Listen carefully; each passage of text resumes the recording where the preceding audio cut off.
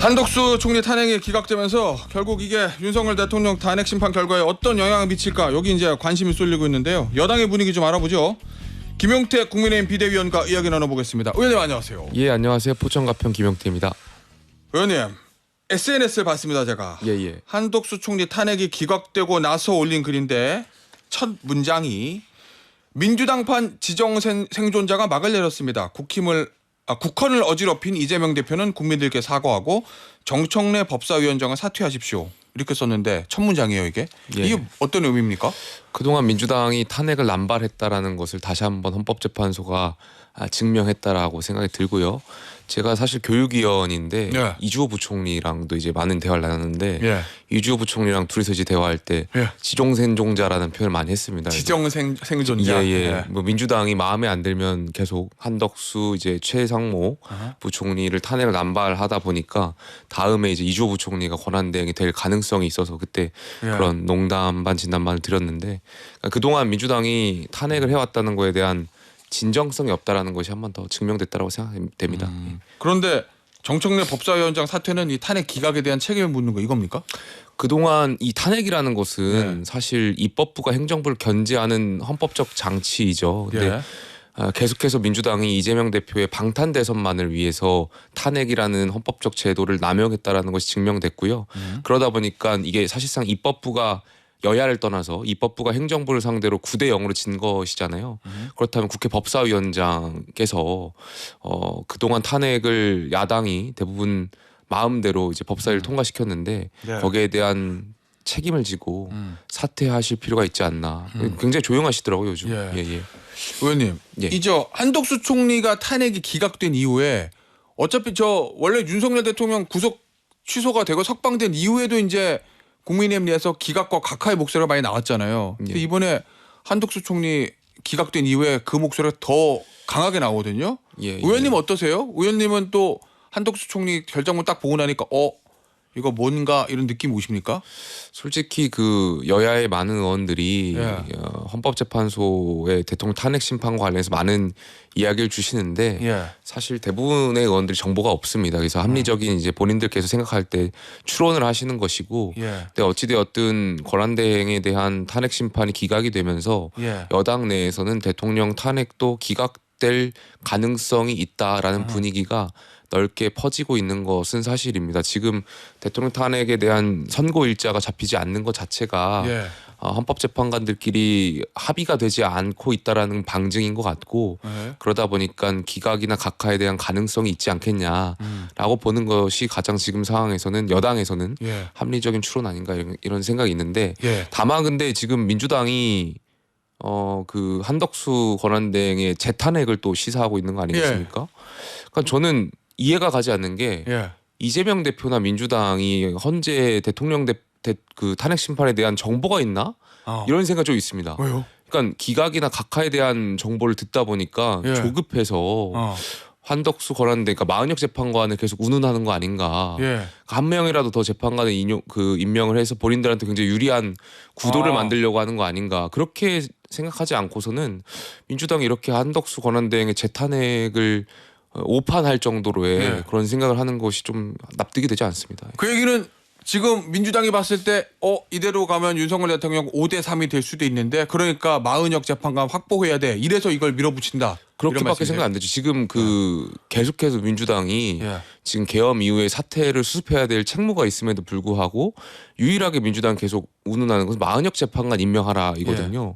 왜 그럴까를 좀 생각을 해보면 이 탄핵 재판에 대한 어떤 재판관들의 구도를 이재명 대표가 알고 있는 거 아닌가. 그러니까 본인께서 어쨌든 이제 형사재판도 오늘 나올 예정이고 굉장히 이제 초기에는 대통령 탄핵을 밀어붙이면서 조기 대선에 대한 정치적 일정을 짰을 텐데 지금 그게 다 일그러지다 보니까 굉장히 초조한 상태 아닌가 이런 생각이 좀 있습니다. 자, 의원님, 정무적인 정치적인 유불리를 이제 변론으로 하고 순수하게 이제 법적인 것만 보면 마은혁 재판관 임명에 대해서 권한쟁의 심판에서 임명해야 된다라고 헌재가 결정을 했고 이번에 한덕수 총리 탄핵 사유에서 파면될 정도는 아니지만 임명하지 않는 것은 위헌이다 이렇게 얘기했거든요. 그러니까 법적으로 임명해야 된다는 얘기잖아요. 그러면 해야 되는 거 아니에요? 저는 권한대행께서 지금 정부적 판단을 좀 하셔야 되지 않을까 생각이 듭니다. 지금은 그런 법적인 헌재 결정보다는 정무적 판단이 지금 우선이다? 마흔역 재판관을 임명한다고 하는 것이 예. 오히려 지금 대통령 탄핵 심판에 대한 어떤 평이라든지 예. 의견을 모아지는데 더 분란을 끼칠 가능성이 있지 않을까에 대한 생각이 있어요.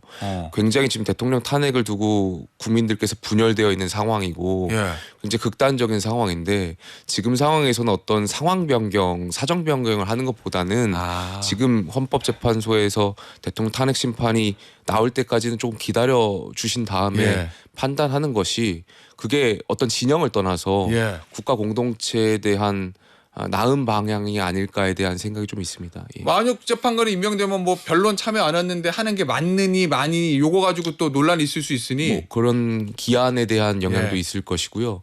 또 한쪽 진영에서는 마흔역 재판관 임명 자체가 정치적인 시그널로 또 읽힐 거기 때문에 예. 분란을 저희가 지금 만들 필요는 없다라고 생각합니다. 알겠습니다. 그걸 알고 예. 헌법재판소도 기각을 하지 않았을까에 대한 생각이 있습니다. 예, 알겠습니다. 자, 그러면 의원님 개인적으로 어떻게 전망하세요? 한덕수 총리 탄핵 결과 보고 나서 윤석열 대통령 탄핵 당에서는 이제 기각 분위기가 올라갔다고 말씀하셨는데 의원님 개인적으로는 뭐 알 수가 없죠. 그래요? 뭐 예단하기도 어려운 것 같고요. 지금 뭐 제가 SBS 김태현 정치쇼 많이 듣는데 많은 정치인들 나오셔서 이제 헌재 결과를 예측하는 게 의미가 없다라 이런 말씀들 많이 주시더라고요. 뭐 동감했습니다. 알겠습니다. 아니죠. 여당에서는 지금 저 한덕수 총리 보니까 그다음에 저 정영식, 조한창, 김복형 요 세 재판관이 국민의힘 쪽 의견과 좀 비슷한 결과를 많이 내서 저 세 사람이 버텨주면 대통령도 5대3으로 우리가 이길 수 있어 뭐 이렇게 얘기하는다는 보도가 많이 나와서 의원님 어떻게 생각하시는지? 뭐 그렇게 생각하시는 분들 많죠. 다만 이제 헌법재판관들도 각자 원칙과 또 국민의 어떤 여론이나 이런 것을 많이 보실 것이고 원칙대로 좀 판단할 거라고 생각이 듭니다. 뭐 제가 여기서 말을 보태고 뭐 하는 것이 대통령 탄핵 심판이라든지 국민 통합하는데 별 도움이 될 것 같지 않습니다. 의원님 지금 선고일이 늦어지는 거잖아요, 대통령. 윤상현 의원은 4월 10일, 11일이다. 이번 주는 당연히 아니고 다음 주도 아니고 다다음 주 4월 11일. 그러면은 저 문영배 그다음에 이미선 재판관 사퇴하기 바로 직전이거든요. 그렇게 꼭 집어서 얘기하시던데. 아무래도 이제 말씀하셨던 것처럼 헌법재판관 두 분이 사퇴 직전이고 대통령 탄핵 심판에 대한 선고가 보통 금요일에 있었다 보니까 그렇게 하면 직전의 금요일이 4월 11일이거든요. 그래서 아마 그런 추론을 하셨을 거라고 생각이 들고 지금 아마 오늘 오전 10시까지도 헌법재판소가 어떤 선고기일을 말씀하지 않는다면 어쨌든 다음 주로 넘어갈 가능성이 높은 것이고 지금 여러 가지 뭐 합리적인 추론에 따르면 헌법재판소가 대통령 탄핵에 대한 어떤 그런 의견이 조율되지 않는 것만은 사실인 것 같습니다. 한덕수 권한대행 같은 경우는 90분 만에 변론이 종결됐고 비교적 간단한 논리였다고 생각되는데 대통령 탄핵 심판은 좀 걸리지 않을까 생각됩니다. 그 선고일이 늦어지는 거 이거와 관련해서 어제 이제 김민석 최고위원이 민주당 페이스북에 이제 글을 썼는데 의원님 보셨겠지만 보이지 않는 손 이런 언급을 했거든요. 뭔가 보이지 않는 손이 뒤에서 작동하는 것 아니냐. 뭐 이재명 대표 선거법 선고와 뭐 대통령 탄핵 심판까지. 그 부분은 어떻게 보세요, 의원님? 여당이 뭐 그렇게 보이지 않는 손을 자극할 정도로 지금 정신이 뭐 이렇게 뭐 그럴 능력이 있지 않다라고 생각이 들고요. 그러니까 뭐 민주당이 지금 이재명 대표 선고와 이재명 대표 방탄 대선만을 생각하다가 지금 일그러지다 보니까 대부분 민주당 의원들 특히 친명계 의원들이 굉장히 지금 조급해하시고 판단을 잘 못하시는 것 같아요. 그러니까 아까도 말씀드렸지만 한덕수 권한대행 재탄핵 시사. 그러니까 저는 누가 이재명 대표를 좀 이렇게 침착하시라고 말씀을 주변에서 주셔야 하는데 오히려 친명계 의원들이 지금 충성 경쟁을 하고 있는 거 아닌가. 그러다 보니까 재탄핵 시사도 하고 최상목. 그러니까 일단 이재명 대표가 제대로 된 지도자라면 지금 최상목 부총리에 대한 탄핵안을 발의한 것부터 걷어야죠. 그러니까 사실 의미가 없어진 거잖아요. 근데 지금 민주당이 계속해서 탄핵을 예고하는 거는 정신 못 차렸다 이렇게 생각이 듭니다. 알겠습니다.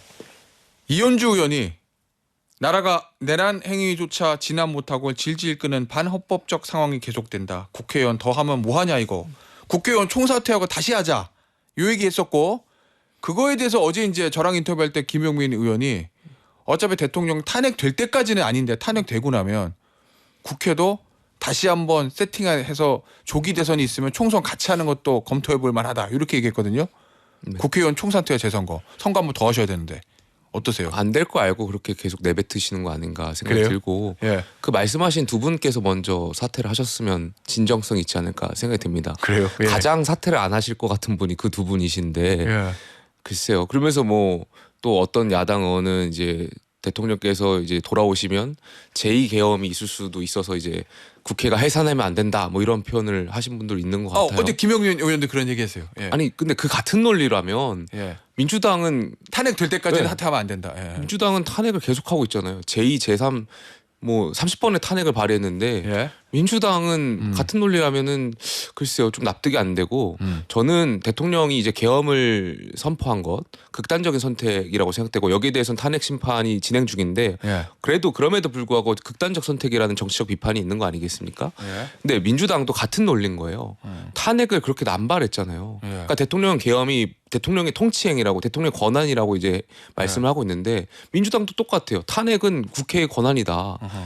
그런 권한이라는 얘기를 하면서 계속 본인들이 사과 않고 있는데 예. 대통령이 말씀하시는 것과 민주당이 말하는 것과 논리가 같다라는 말씀을 좀 드리고 싶어요. 네. 어쨌든 그러면 국회의원 총사퇴 같은 경우에는 현실화 안 될 거 알고서는 그냥 던지는 거다 이런 말씀이신 거죠? 극성 지지층들을 위한 그냥 쇼잉 정도로만 읽혔고 그냥 지금 같은 상황에서는 예. 국회의원들이 언론의 주목을 받기 위해서 굉장히 자극적인 언행들을 예. 하셔야 되는데 예. 그 자극적인 언행의 일환이라고 생각이 듭니다. 네. 그 비상계엄 관련해서 어제 이제 언론 보도로 저 검찰 수사 보고서가 공개됐는데 검찰 특수본이 당시에 수사할 때 대통령이 2차 계엄 가능성이 있다. 비상계엄 해제된 이후에도 그런 결론을 내렸다는 건데 어떠세요, 의원님? 대통령은 절대 없을 거다라고 단언을 하고 있는데 뭐 수사 보고서에는 당시 상황이지만 지금은 아니고 2차 계엄 가능성이 있다고 검토했다는 거거든요. 대통령 만약에 복귀하면 예. 저는 예. 대통령 이제 기각을 전제로 말씀드리는 건데 대통령이 최후 변론에 답이 있다라고 생각해요. 예. 본인께서 이제 임기에 연연하지 않겠다. 예. 그리고 개헌을 말씀하셨잖아요. 그러니까 전 그 기각되면 그 말씀 그대로 그 대통령께서 지키시고 말씀하시면 될 것 같아요. 임기에 연연하지 예. 마시고 개헌을 해주셨으면 좋겠다는 생각이 있습니다. 자, 그럼 만약에 탄핵이 기각이 되면 대통령의 첫 일성으로 나 임기 연연하지 않고 개헌해가지고 중간에 그만둘게요라는 말을 해야 된다 이런 말씀이세요? 그거는 대통령께서 말씀하신 내용이고 예. 예, 개헌이 그만큼 중요하다라는 말씀인 것 강조의 말씀인 것 같고 예. 지금 개헌이라는 그 30번의 민주당의 줄탄핵과 계엄이라는 예. 극단적 선택이 87 헌법 체제의 종식이라고 생각이 듭니다. 윤석열 대통령께서 그 개헌을 돌아오시면 예. 개헌을 통해서 국민 통합을 이뤄야 된다고 생각합니다. 이재명 대표 오늘 2심 선고인데 어떻게 예상하십니까? 저는 당연히 유죄 가능성이 높다라고 생각이 들어요. 예. 보통 이제 정치인들이 공직선거법 수사를 많이 받아봤을 텐데 저도 그렇습니다. 예. 두 가지 전략이 있습니다. 하나는 잘못했습니다. 어허. 제가 정말 몰랐습니다. 봐주십시오. 두 번째는 저는 잘못 안 했습니다. 예. 전 당당합니다. 전략이거든요. 예. 이재명 대표는 후자의 전략을 계속 취하고 있는 거 아니겠습니까? 몰랐다. 예. 협박받았다. 근데 1심에서 유죄를 받았고 2심에서도 끝까지 몰랐다 하면서 이제 그런 뉘앙스로 말씀하시는 거예요. 예. 그 재판부가 뭔가 인정하고 사과를 해야 선처를 할 텐데 아하. 끝까지 몰랐다고 나오면 특별한 사정 변경이 없으니까 비슷한 형량이 나오지 않을까 생각이 듭니다. 알겠습니다. 이재명 대표가 이 승복 약속해야 된다고 보세요? 권성동 원내대표랑 주장 요구하던데. 별로 중요하지 않다고 생각합니다. 승복 뭐요? 하든 안 하든 예. 뭐 형사 재판이 났기 때문에 예. 저는 뭐 따를 수밖에 없다라고 생각 들고 본인이 승복 안 한다고 한들 뭐 바뀌겠습니까? 알겠습니다. 의원님 주제를 확 바꿔서 국민연금 얘기 좀 해볼게요. 예. 앞서 이소영 의원이 아쉬워하셨어요. 국민연금 이야기해야 되는데 시간이 없어서 못했다고. 예. 그런데 같이 기자회견 하셨잖아요. 예, 그렇습니다. 이소영 의원하고 예. 더불어민주당 그다음에 국민의힘 예. 개혁신당의 3030 전문 의원들이 다 예. 반대했어요. 예. 반대한 가장 큰 이유는 뭡니까? 모수 개혁이 개혁이라고 하긴 좀 그렇고요. 어쨌든 부분 합의가 있었죠. 그게 뭐 작은 성과라고 생각됩니다. 다만 이것이 이제 시한을 늦추는 것이고 청년 세대한테는 결국에는 기대에 대한 만족이 없어요. 예.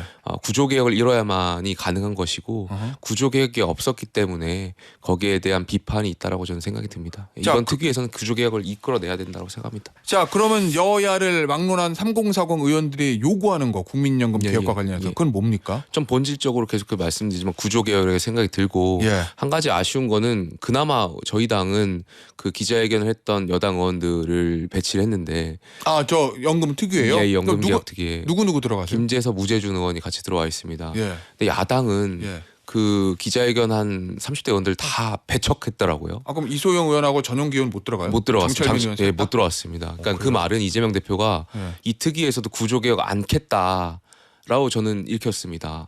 그래서 이 특위가 공전될 가능성이 좀 매우 높다라고 생각되고 굉장히 전투적인 특위가 될 거라고 예상이 됩니다. 아 그래요? 예. 아 그러면은 여야를 막론하고 상공사건 의원들이 이제 본인들의 주장을 청년 세대 주장 강하게 요구를 하겠다는 건데. 그 구조개혁의 키는 이재명 대표가 쥐고 있죠. 왜요? 그러니까 저희가 21대 때부터 여소야대 상황에서 구조개혁을 계속 말씀드렸는데 예. 이재명 대표가 안 해주셨던 거 아니겠습니까? 어허. 지금 상황에서도 다수당이고 민주당이 마음만 먹으면 구조개혁 할 수 있습니다. 예.